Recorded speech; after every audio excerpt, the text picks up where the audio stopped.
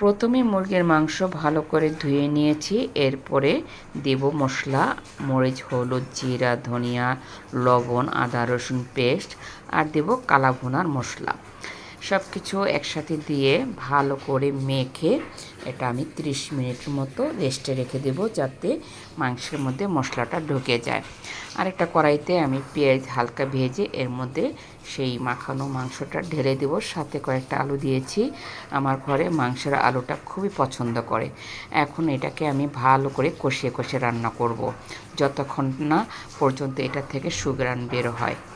আর এর মধ্যে সামান্য একটু পানি দিয়েছি সেই মশলা মাখানো হাঁড়িটা ধুয়ে। মাংস আলু সিদ্ধ হয়ে যতক্ষণ না তরকারির উপরে তেল উঠে আসে ততক্ষণ আমি এটাকে ভুনা ভুনা করেছি। বাস তৈরি হয়ে গেল দারুণ মজার মুরগির মাংসের কালা ভুনা।